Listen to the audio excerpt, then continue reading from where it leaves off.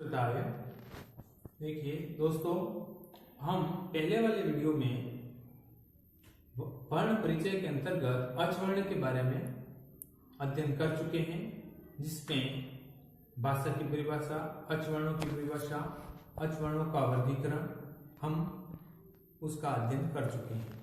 आज हम अचवर्ण में यानी वर्ण परिचय में कुछ अगला भाग पढ़ेंगे। हल वर्ण हमारे बाकी रह गया, उसका अध्ययन करेंगे। देखिए, आपको ये वीडियोस अच्छे लगते हो तो उन्हें लाइक कीजिए, सब्सक्राइब कीजिए और बेल आइकन दबाइए, ताकि आप लोगों की सब्सक्राइब करने से या लाइक करने से मुझे भी आपसे ये प्रेरणा मिलती रहेगी कि मैं अच्छे से अच्छे और अच्छे वीडियो बनाकर आप लोगों तक पहुंचा सकूं। इससे आपको भी लाभ मिलेगा और मुझे भी खुशी होगी कि आप भी मेरा पूर्ण साथ दे रहे हैं। आज हम वर्ण परिचय के अंतर्गत शेष भाग को शुरू करते हैं। उसमें नंबर 2, पहला भाग हमारे अचवर्ण पूर्ण हो गया है, दूसरा है हल वर्ण।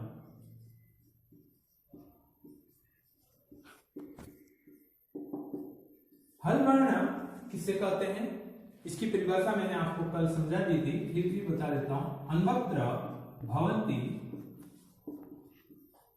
व्यंजनाः,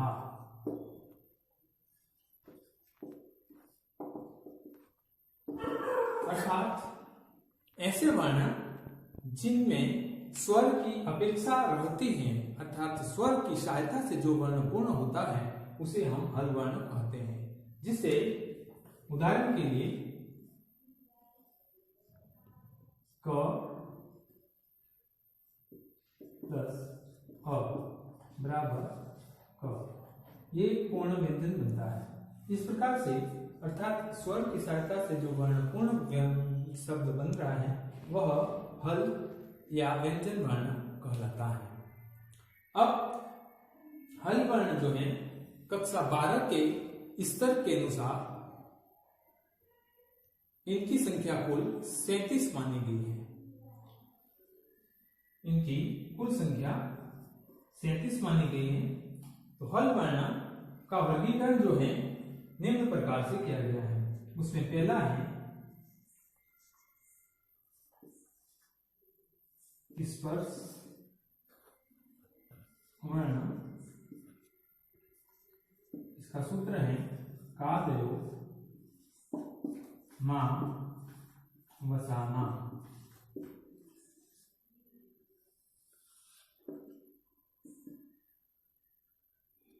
कादयो मा वसाना अर्थात स्पर्श वर्ण वो वर्ण है जो क से लगाकर म तक यानी क से म पर्यंत चलते हैं। उन वर्णों को हम स्पर्श वर्ण कहते हैं, क से म तक। ये जो वर्ण है वे 25 वर्ण होते हैं कुल, और ये स्पर्श वर्ण कहलाते हैं। दूसरा है ऊष्म वर्ण। तीसरा है ऊष्म अंतस्थ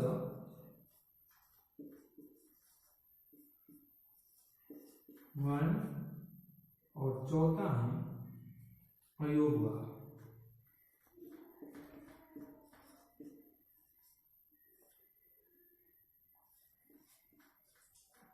देखिए 25 ये होते हैं, 4 वर्ण ये होते हैं, 4 ये होते हैं और ये 4 होते हैं। अर्थात स्पर्श वर्ण 25 होते हैं, ऊष्म वर्ण 4 होते हैं, अंतस्थ वर्ण 4 होते हैं और अयोग्य वर्ण भी 4 होते हैं। ये वर्ण कौन कौन से होते हैं? ऊष्म, अंतस्थ, अयोग्य वर्ण। देखिए स्पर्श वर्ण कादयो मा वसाना स्पर्शाः, कादयो मा वसाना स्पर्शाः। अर्थात क से लगाकर म तक जो वर्ण होते हैं उन्हें हम स्पर्श वर्ण कहते हैं, और इनकी संख्या कुल 25 होती है। ऊष्म वर्ण शल, जिसमें श, श, स और ह, ये चार वर्ण जो होते हैं उन्हें हम ऊष्म वर्ण कहते हैं। फिर अंतस्थ वर्ण यद वर्णानाम अंतस्थः य, व, र और ल, ये वर्ण जो होते हैं वो अंतस्थ वर्ण कहलाते हैं। अयोग्य वर्ण जिसमें अनुस्वार वर्ण आ जाते हैं, विसर्ग वर्ण आ जाता है, जिह्वा मूल्य वर्ण आ जाता है और उपपद्यमान्य वर्ण होते हैं। ये चार वर्ण जो होते हैं वो अयोग्य वर्ण कहलाते हैं। इस प्रकार से आप इनके टोटल कीजिए 25, 4, 29, 29, 4, 33, 33 और 4, 37। इस प्रकार से हम हल वर्णों के बारे में यानी इनके वर्गीकरण के बारे में पढ़ चुके हैं। ये हल वर्ण जो हैं कुल 37 होते हैं। अब हम अच वर्ण और हल वर्ण दोनों भेदों को पढ़ चुके हैं। अच वर्ण कुल कितने थे? 13 और हल वर्ण 37। यानी सामान्य रूप से कुल वर्णों की संख्या अच प्लस हल दोनों वर्णों को हम जोड़ देंगे तो कितने हुए? 13 प्लस 37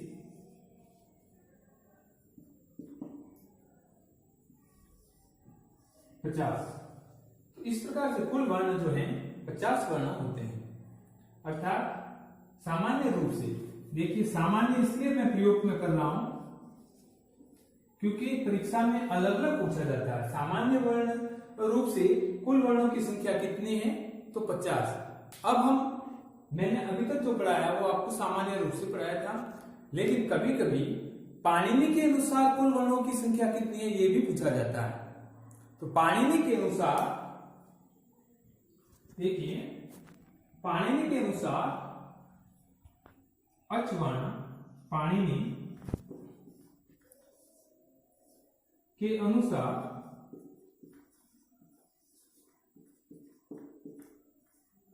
अच वर्णों की संख्या अच वर्ण 21 और 22, 21 या 22 होते हैं। और हल वर्ण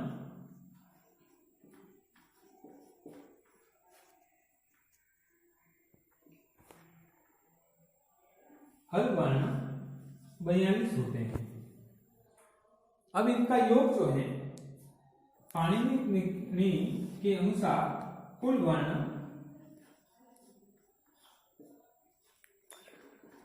कुल वर्ण 63 या 64 होता है। 63 या 64 होता है।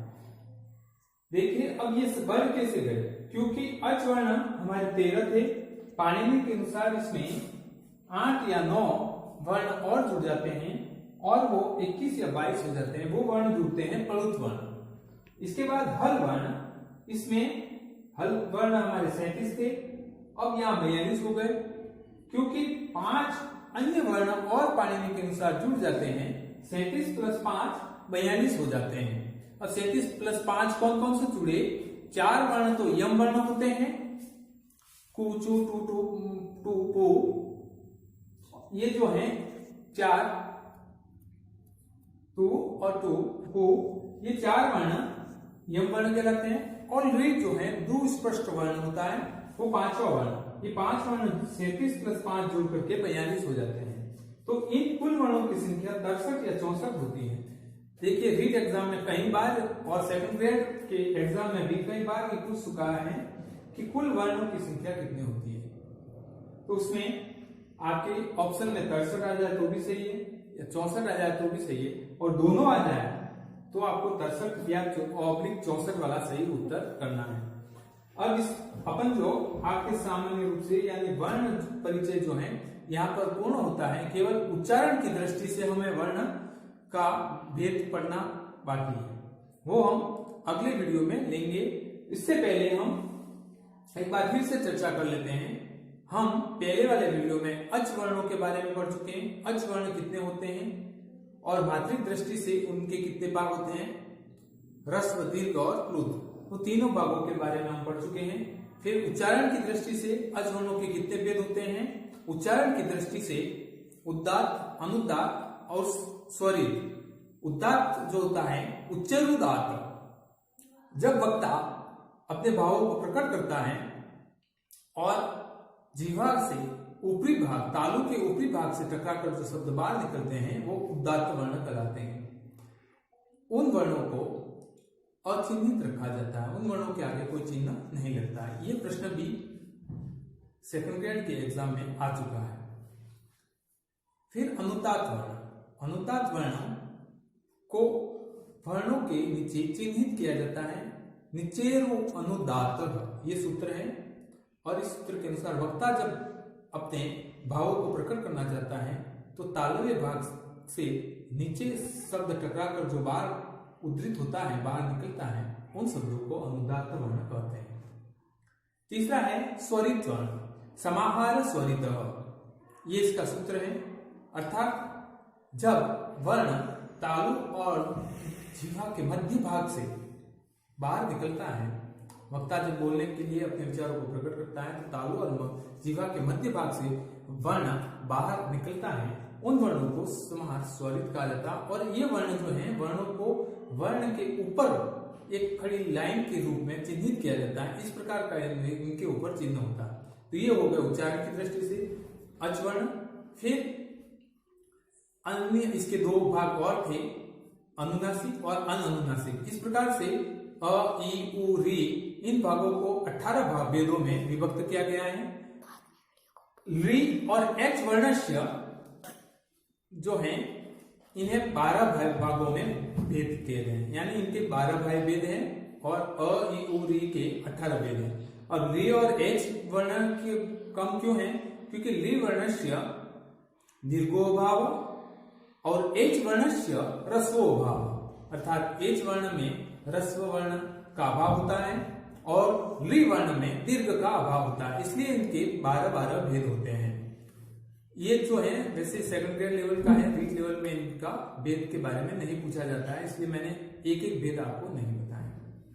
ठीक है, फिर हल वर्ण पर हम आ जाते हैं। इसमें एच वर्ण, अच वर्ण, हल वर्ण 42 होते हैं क्योंकि 5 इसमें अन्य वर्ण जुड़ जाते हैं। 37 + 5 42। इसमें 4 यम वर्ण होते हैं, कुम, खुम, गुम, गुम, और एक दुष्पृष्ठ वर्ण री होता है। ये कुल मिलाकर 42 होते हैं। इस प्रकार से पाणिनि के अनुसार कुल वर्णों की संख्या 63 या 64 होती है। ये रीट और अल्फेसी सेकंड ग्रेड में पूछ चुका है कि पाणिनि के अनुसार कुल वर्णों की संख्या कितनी है, तो उसमें 63 या 64 दोनों में से एक पूछ ले या दोनों ऑप्शन में आ जाए तो ये सही करना है। यदि 63 आ जाए 63 सही करना है और 64 आ जाए 64, और दोनों एक ऑप्शन में 2-2 दे रहा है तो दोनों सही है। क्योंकि इसमें 63 या 64 होते हैं, एक प्लुत वर्ण को जिसकी संख्या अच में 8 या 9 मानी गई है, अतः हमें भी उसी के अनुसार 63 या 64 मानना है। इस प्रकार से हमारे आज इस वीडियो में वर्ण परिचय, यानी कि वर्णों में अच और हल भेदों के साथ में वर्ण परिचय पूर्ण होता है। केवल उच्चारण की दृष्टि से हमें पढ़ना चाहिए, जो हम अगले वीडियो में पढ़ेंगे। देखा हम ये आपके सामने दूसरा वीडियो प्रस्तुत कर चुके हैं। आप इसे अधिक से अधिक शेयर कीजिए, सब्सक्राइब कीजिए और लाइक कीजिए, क्योंकि आप जितने दोस्तों में, मैंने जैसे अपने दोस्तों में शेयर किया उसी प्रकार से आप अन्य दोस्तों में शेयर करते जाएंगे तो अधिक से अधिक लाइक मिलेंगे, तो मुझे भी उत्साह मिलेगा और अच्छे से अच्छे और वीडियो आपके सामने मैं प्रस्तुत करने का प्रयास करूंगा, ताकि अधिक से अधिक मैटर आपको घर बैठे मिल सके। जय हिंद, जय भारत।